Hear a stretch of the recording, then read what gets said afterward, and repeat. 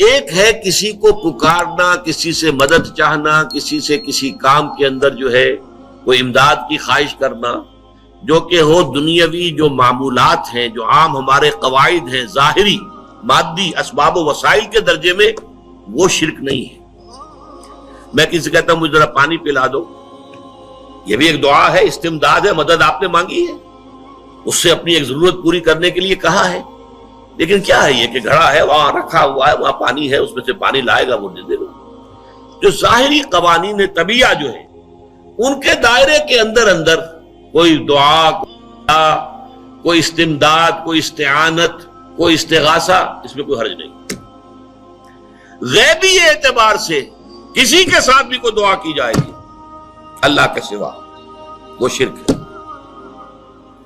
وہ استدعا ہو، استغاثہ ہو، استعانت ہو، استمداد ہو، استنصار ہو، کچھ بھی ہو، غیبی طور پر دنیا کے معروف طریقوں میں اور جو ہمارے طبعی قوانین ہیں ان کے دائروں کے اندر اندر مدد مانگنا، اس میں قطعاً کوئی شرک نہیں ہے، توحید ہے۔ البتہ اس میں بھی ایک باریک نکتہ ہے۔ ایک بزرگ تھے جو فوت ہو گئے، انہوں نے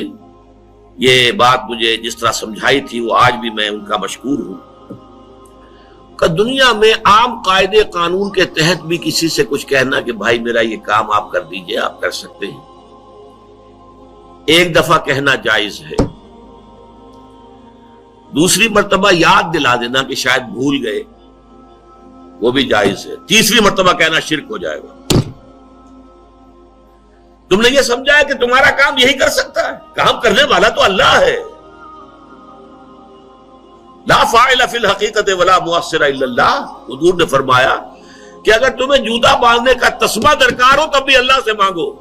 کسی کے سامنے سوال کا جو ہاتھ جو ہے وہ دراز نہ کرو۔ اللہ نے تمہیں ایک عزت نفس دی ہے، اس عزت نفس کو ڈھیلا نہ بناؤ، کسی کے سامنے جو ہے اپنا ہاتھ پھیلا دینا، اپنی عزت نفس جو ہے اس کو ختم کر دینا ہے، مت مانگو کسی سے کچھ۔ لیکن یہ کہ ٹھیک ہے دنیا میں کام چلتا ہے۔ حضور کا شکی شان تو یہ تھی کہ اگر آپ سواری پر ہوتے تھے اور آپ کی چھڑی گر گئی تو سواری کو بٹھا کے اس سے اتر کر چھڑی خود اٹھاتے تھے، آپ کسی اپنے ساتھی سے یہ نہیں کہتے تھے کہ میری چھڑی پکڑا دو گی۔ آپ کی تو غیرت کا عالم جو ہے وہ بہت بلند تھا، بہت بلند تھا، بہت بلند تھا۔ لیکن دنیاوی عام طریقے سے یہ کہ ٹھیک ہے بھئی آپ ایک کام ہے آپ کر سکتے ہیں، یہ کر دیجیے، اس نے کہہ دیا ٹھیک ہے میں کروں گا، پھر بھول گیا یا کچھ اور ہوا، دوسری مرتبہ یاد دہانی کرا دی، تیسری مرتبہ جو ہے انہوں نے کہا کہ پھر اس میں شرک کی بو آنے لگتی ہے کہ معلوم ہوتا ہے کہ آپ نے سمجھا ہے کہ اسی کو اختیار حاصل ہے، یہی مقتدر ہے،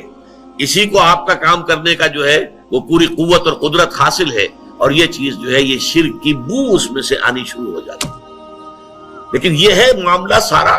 جو اسباب عادیہ کے تحت،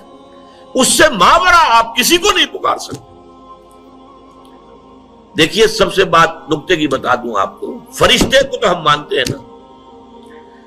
حضرت شیخ عبد القادر جیلانی رحمۃ اللہ علیہ کی روح ہے یا نہیں ہے، سنتی ہے نہیں ہے، حاضر ہے کہ نہیں ہے، ناظر ہے کہ نہیں ہے، 100 اختلاف ہو جائیں گے، اختلافات کی تو گنجائش ہے نا۔ فرشتہ ہے یا نہیں ہے، وہ تو فرشتہ تو ہے، آپ کے دونوں کندھوں پہ بیٹھا ہوا ہے، کرامن کاتبین ہے کہ نہیں ہے، یرسل علیکم حفظہ، آپ کے جو باڈی گارڈ اللہ فرشتہ نہیں بھیجتا، لیکن آپ فرشتے سے بھی نہیں کہہ سکتے کہ میرا یہ کام کرو۔ فرشتے کے وجود پہ تو کوئی شک نہیں ہے، یا جبرائیل میرا یہ کام کرو، قطعاً نہیں، غلط،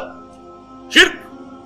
لا تدعو مع اللہ احدا، اللہ کے سوا پکارنا کسی کو نہیں ہے، دعا کسی سے نہیں ہے، استغاثہ کسی کا نہیں ہے، استعانت کسی سے نہیں ہے، استمداد کسی سے نہیں ہے، استنصار کسی سے نہیں ہے سوائے اللہ۔